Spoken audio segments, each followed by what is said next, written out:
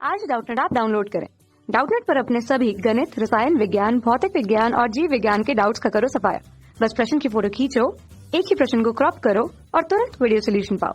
अभी डाउनलोड करें। Hello student, प्रश्न है ठोस पृष्ठ पर होने वाले गैस के अधिशोषण के लिए सत्य कथन है या है, मतलब एक या एक से अधिक कथन सत्य हो सकते हैं। ठीक है, अब देखिए पहला कथन हम लोगों को क्या बोला गया है। पहला बोला गया अधिशोषण सर्वदा उष्माक्षेपी है। तो देखिए ठोस के पृष्ठ पर अगर गैस आएगा, अगर ये मान लीजिए हम लोगों का ठोस है और इसके पृष्ठ पर गैस के अणु आ रहे हैं, ठीक है, तो इन अणुओं की जो गतिज ऊर्जा होगी वो कम होती जाएगी, यानी कि वो ऊर्जा बाहर निकलेगी, है ना। तो वो बाहर निकला तो क्या हुआ, उष्माक्षेपी प्रक्रम हुआ। ठीक है, इसका मतलब अधिशोषण सर्वदा उष्माक्षेपी होता है, खास करके अगर हम लोग ठोस के पृष्ठ पर होने वाले गैस की बात करें या फिर हम लोग किसी भी अधिशोषण की बात करें। ठीक है, तो ये कथन तो हम लोगों का क्या है, सत्य है। ठीक है, अब हम लोगों को चारों चेक करना पड़ेगा, क्यों, क्योंकि एक से अधिक भी हो सकते हैं। फिर दूसरा हम लोगों को बोला गया भौतिक अधिशोषण उच्च ताप पर रासायनिक अधिशोषण में परिवर्तित हो सकता है।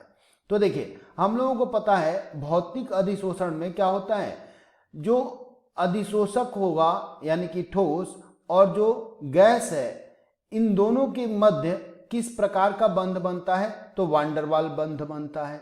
ठीक है, या वान डेर वाल आकर्षण बल रहता है। अब उसमें इलेक्ट्रॉनों का ना तो आदान होता है और ना ही प्रदान होता है।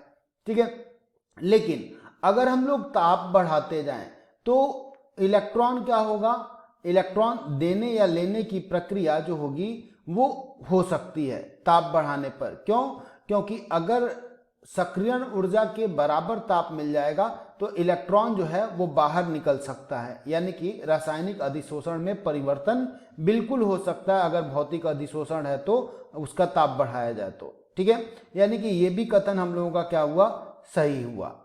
फिर तीसरा हम लोगों को बोला गया है कि भौतिक अधिशोषण ताप बढ़ाने के साथ बढ़ता है। अब सोचिए, एक तो दुर्बल बलों के द्वारा ये जुड़ा हुआ है, अगर हम लोग ताप बढ़ाएंगे तो ये दुर्बल बल जो वान डेर वाल बल है वो तो टूटने लगेंगे, यानी कि भौतिक अधिशोषण ताप बढ़ाने के साथ बढ़ता नहीं है, घटता है। ठीक है, घटता है, ये कथन हम लोगों का गलत हो गया। परंतु रासायनिक अधिशोषण ताप बढ़ाने के साथ घटता है। तो देखिए रासायनिक अधिशोषण में हम लोग ताप बढ़ाते हैं तो सक्रियण ऊर्जा के मान के बराबर पहुंचने लगता है, यानी कि ये पहले बढ़ेगा उसके बाद घटेगा, तो ये भी गलत हो गया, यानी कि तीसरा कथन हम लोगों का गलत है। ठीक है, ऊपर के दोनों हम लोगों को सही मिले हैं। अब चौथा कथन हम लोगों को बोला जा रहा है कि भौतिक अधिशोषण की अपेक्षा रासायनिक अधिशोषण अधिक उष्माक्षेपी है। बिल्कुल, क्योंकि भौतिक अधिशोषण हम लोगों को पता है दुर्बल वान डेर वाल बलों द्वारा जुड़ता है, उसमें गैस और ठोस का पृष्ठ दुर्बल वान डेर वाल बलों द्वारा जुड़ेगा, जबकि रासायनिक अधिशोषण में क्या होगा, जो रासायनिक बंध है उनके द्वारा जुड़ेगा। और रासायनिक बंध क्या होता है, ज्यादा मजबूत होता है, यानी कि वो ज्यादा ऊर्जा उत्सर्जित किया होगा।